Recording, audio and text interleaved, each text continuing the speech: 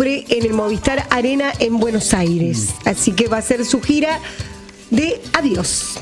Ayer, esta mañana, el Bebo Granados pintaba un panorama que dejaba la película de Francella en ridículo, casi por blandita, por todos los pelotas, el Congreso, la cancha Independiente de Avellaneda. La verdad que la Argentina ayer fue medio caótico, entonces todo el mundo insulta, decía el Bebo.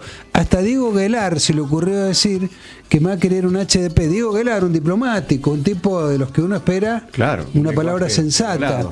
Ya decía el Bebo, si Guelar está diciendo que Macri es un HDP, ¿qué podés esperar de los hinchas Independientes y de la U de Chile? Pero ese es el estado de cosas en que nos estamos moviendo, el estado mental. Por eso vamos a hablar con alguien. A mí me gusta hablar con Zuleta, porque además podés hacer una lectura política y hasta cultural, con Enrique Zuleta Puseiro. Hola Enrique, buen día. ¿Qué tal? ¿Cómo están? Un abrazo para todos. Enrique, ¿por qué cada 2 años cuando hay elecciones incendiamos el país? La verdad que lo damos vuelta, no podemos tener debates serenos. Y bueno, la política, como en muchos países, pensemos Estados Unidos, y estoy más lejos, la política hace tiempo ha dejado de expresar o de representar los valores de la sociedad, incluso claro. Eso se ve en las provincias, en los municipios, se ve en la política y se ve también en otros aspectos, en la educación, en las políticas culturales. Hay como una especie de contagio de una enfermedad, que es una enfermedad sumamente contagiosa, que es el discurso de odio, claro, la dialéctica de la descalificación. Lamentablemente es un rasgo mundial. Vivimos un momento de pérdida de sentido o del rumbo, y esto, la política que podría desempeñar una función ejemplar, bueno, está a la cabeza precisamente de los anti-ejemplos. A mí me parece que esto es un fenómeno que recrudece en la política, porque la política tiene un doble proceso actualmente en el mundo, pero acá también.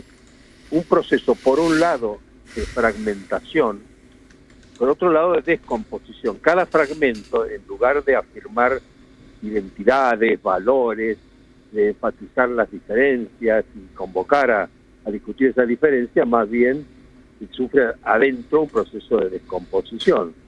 Y encontramos gente que lo dice, bueno, ¿y este señor de dónde?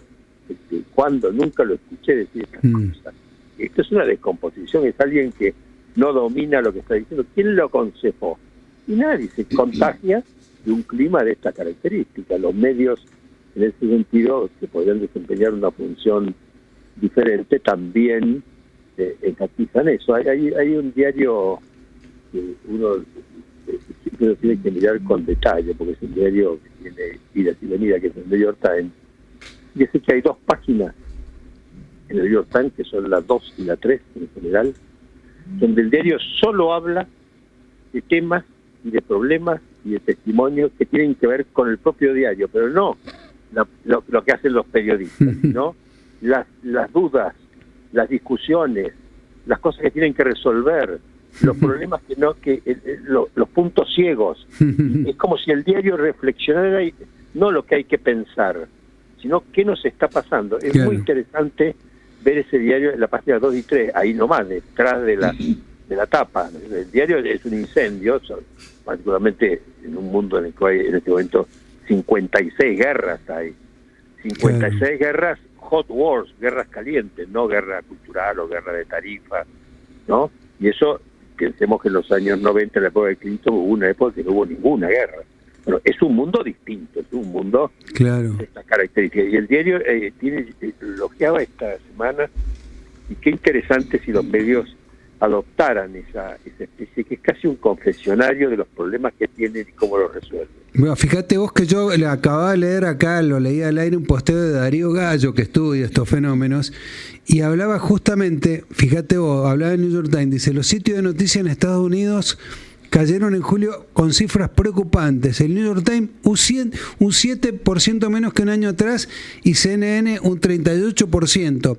O sea, está ahí, entendés, el New York Times también está en un medio de un vendaval. Y los diarios, a pesar de que los han comprado los magnates de las redes para hacer política y para afirmarse en sus intereses, las redacciones de los diarios han reaccionado y pelean ese lugar, porque saben perfectamente que la lógica de los magnates enfrentándose a sopapos Claro. no es la lógica de los medios, no es lógica que genere confianza, y me parece que los medios lo que entienden es que estamos ante todo en el tema de la confianza. Ahí ha salido un libro muy interesante que les recomiendo, que es el libro del famoso sociólogo Pierre Rosanvallon, que se llama Las instituciones invisibles.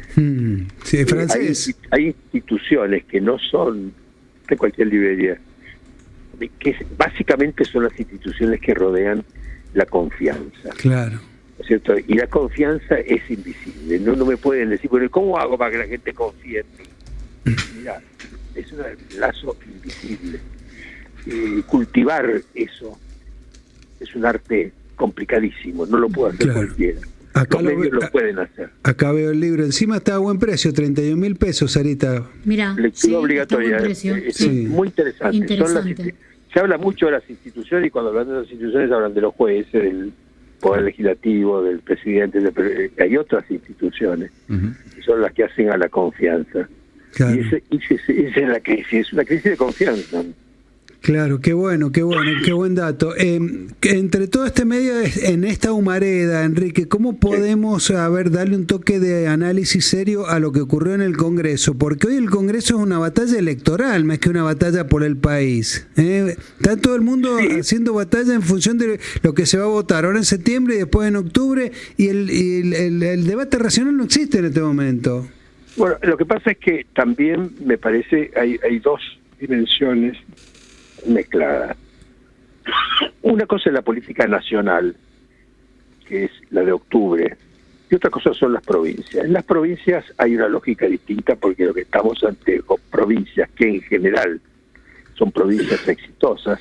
Cuando se habla de las provincias son pobres, que no tienen recursos, la nación debería repartir, al revés, lo que están dando son las provincias, lo que no funciona es la nación, y la provincia de Buenos Aires, que va de arrastre de la nación. Ahora, me parece que las provincias, cada una de ellas, está resolviendo los problemas de la convivencia, de la paz social, del equilibrio fiscal, de la supervivencia de los ricos y de los pobres, de manera diferente, pero en las provincias está funcionando. Entonces, las provincias le han puesto condiciones a la política nacional.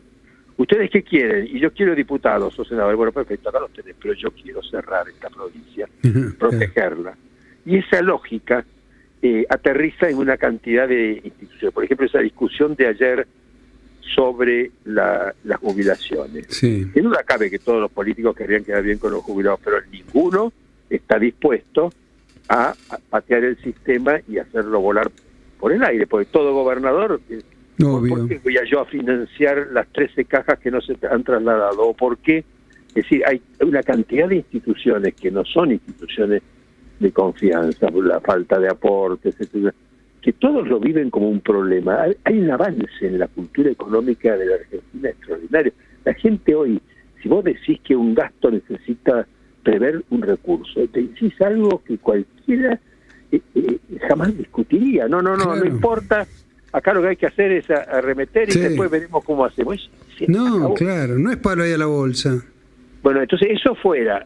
Y los ATN, ¿y ustedes qué quieren? Y queremos disponer nosotros para que no vayan a pagar las tasas societarias que pagan en Buenos Aires los plazos fijos. Bueno, perfecto, acá lo tienen. Y si no lo hacía el gobierno, lo pasaban por arriba los gobernadores. Hay un proyecto, hoy se va a discutir dos cosas. Hay un proyecto que salió ayer, que es modificar el régimen de los DNU para evitar lo de la sanción ficta, es decir, que basta que un DNU vaya y lo apruebe una Cámara para que se dé la validez. ¿Y de dónde viene eso? Y viene de un clamor de los mercados y del propio Fondo Monetario, que dice, eso que hicieron el otro día, que nos trajeron, que mandaron un DNU y lo aprobaron en un lado raspando y es una aprobación final. Eso no. Bueno, pero es la ley de Cristina. No, eso no. Necesitamos que haya leyes. Claro. Y ayer el Senado puso eso en la agenda, se va a discutir hoy, va a ser interesantísimo, porque en los mercados, y los mercados no son solo los acreedores, no son solo los fondos de pensión, son también la viejita que usa el fondo FIME en el banco con su sueldo y su jubilación. Claro. Entonces me parece que ese reclamo de instituciones es una gran noticia, y esa noticia no la trae el gobierno. Todos los gobernadores están contribuyendo a esto, y me parece que esos sacrificios que están haciendo de diputados, de senadores, de acuerdos que dicen, bueno, ¿cuál es la conveniencia de esto? Tienen mucho que ver con una conciencia, con un olfato de que hay que construir instituciones. Ahora, hablando de eso y que la gente va tomando conciencia, decís vos, Enrique, esa racionalidad, y sacándolo... Razonabilidad, te diría, más que racionalidad. O razonabilidad, por eso. Sacando los escudos, ¿se demostrará en las urnas en septiembre y en octubre? Vamos a ver, creo que esta etapa que viene ahora hay un riesgo muy fuerte, que es el riesgo de la abstención. Es decir, bueno, la verdad, he hecho lo posible. Si preguntás en las encuestas, la gente dice que va a votar, pero seguro que va a votar. Mire que mucha gente se abstiene. No, hay que votar, 70%. Ahora vamos a ver si la gente va a venir. Si en el final, bueno, mi voto es un sacrificio, mi voto es un aporte, mi voto importa para algo, a alguien le importa lo que haga, o acá hay un circo y un casino en el cual no quiero que cuenten más conmigo. Puede pasar eso, ha pasado en muchas provincias. Eso no está resuelto. Lo vamos a ver ahora si la política es capaz, sobre el final, de generar algunos factores de confianza y la gente vuelva a confiar en la posibilidad de que el voto determine las cosas. Si no, puede haber una alta abstención que beneficiará a unos y a otros según los distritos y según las cosas que se estén discutiendo. Enrique, buen día. Buen día. ¿Causa o efecto, digo, esa confianza del votante, las ganas de ir a tributarle a un compromiso democrático? Porque ayer veíamos incluso gestos de desconfianza del propio partido, se le fueron algunos legisladores internos por las pujas de las listas o cuestiones muy internas, pero los consensos acordados o esas señales de confianza de los gobernadores de una señal interna institucional, digo, ¿qué es causa y qué es efecto? ¿Y cuánto de esto hay que alinear para que a los inversores, por ejemplo, los termine de convencer y que esto redunde en una recuperación económica de fondo? Bueno, es difícil responder eso. A mí me parece que en general vivimos una época donde es difícil que esa confianza se reconstruya automáticamente. La política no ha hecho nada porque eso es un cultivo, es una semilla, hay que regarla y es un tallo y una hoja y una flor y un fruto. Y hay que tomarse un tiempo para cosechar y proteger ese cultivo de la confianza. Es un cultivo. Y la verdad de las cosas es que no es algo automático, no se puede comprar confianza. Se pueden decir cosas que uno cree que van a tener un efecto sobre la confianza de la gente, pero eso no ocurre, puede ocurrir exactamente lo contrario. A veces esas decisiones absolutas, tremendas, se toman precisamente para que la gente vea la convicción que tengo. En la época de Cavallo, por ejemplo, se modificaban artículos de la Ley de Sociedades con resoluciones de la Comisión Nacional de Valores. ¿Por qué hacen esto? O, por ejemplo, cuando Kicillof omitió trámites fundamentales en el tema de IPF. ¿Y por qué lo hacen? ¿Por brutos? No es así, es porque creen que van a transmitir un mensaje feroz de convicción y la gente lo que busca es seguir convicciones. Bueno, eso es una antigualla. No funcionan así las sociedades contemporáneas, no hay seguimiento ciego de líderes y no estamos buscando gente convencida de nada, más bien nos asustan las excesivas convicciones de mucha gente y de modo como las ejercen. Claro. Enrique, vos, el país está hablando de esto, haya visto o no visto la película. ¿Vos viste la película de Francella? Yo la vi, sí. Me interesa tu opinión, más allá de la grieta, si el Inca y todo, tu opinión como hombre formado, culto. A mí me divirtió muchísimo. Es un poco rudimentaria algunas cosas, y yo entiendo el resentimiento de muchos. Además fui a verla ahí en el patio Bullrich, que es un lugar donde va la gente precisamente que aludida por la película, ¿no? Claro. Parte de lo que me divirtió era escuchar a la gente que me rodeaba, el patio Bullrich relleno, porque en realidad esta gente son los grandes libretistas. Sí. Omito lo de Francella, la producción. Por eso. Es como, ahora, una película que me divirtió muchísimo, me dejó pensando, y tal vez eso sea el mayor porque yo aconsejo que la vean a todos, porque la verdad me divertí muchísimo y sigo pensando en ella. Han pasado los días Hay algunos sketches que son fantásticos. Es que los guionistas, los creadores, son muy buenos para pintar la idiosincrasia argentina. Imagínate, antes de Francella fue el encargado, creo que también, vos que vivís en Buenos Aires, es muy porteña la serie, pero pinta mucho lo que es. Buenos Aires, ¿no? Entender de Buenos Aires. Cada uno de los personajes que salen ahí son personajes que vemos todos los días. Y si uno lo va a ver ahí en el patio Burri, ahí estaban sentados todos esos personajes. Bueno, siempre es un gusto. Había gente con genuina bronca, que salía discutiendo con rabia. Eran personajes que yo creí que eran actores de la película, porque la verdad eran de cabo a rabo. Muy bien. Claro, por eso te demuestra lo bueno de la pintura. Si no sos de Buenos Aires, la película te gusta. Si sos de Buenos Aires, desencadena pasiones. Te toca, claro, quedás tocado. Qué bueno. Es imposible que no te toque. Hay algunos personajes, no voy a spoilear la película, ¿no? Pero hay personajes que son de una provocación extraordinaria para la reflexión. Pero tenés que ser de afuera de Buenos Aires, mirarlo desde cierta distancia. Esa es tu ventaja, porque vos sos de Buenos Aires, pero tenés matriz mendocina. No, soy un mendocino. Enrique, siempre un gusto. La última pregunta muy vaga. ¿Ves escenarios electorales peleados en septiembre y octubre? Bueno, el de Buenos Aires está peleado. ¿Sí? El resto creo que va a ser muy parecido a la elección presidencial.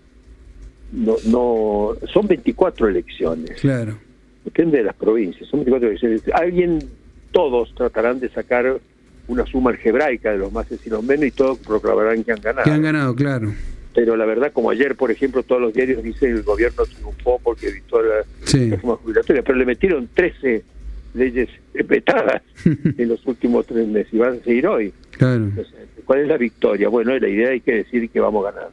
Claro, siempre, claro. La verdad que ese triunfalismo nos ayuda mucho. Enrique, un gran abrazo, como siempre. Gracias, viejo. Que andes muy bien. Qué bonito es hablar con los analistas del nivel de Enrique Zuleta Puseiro.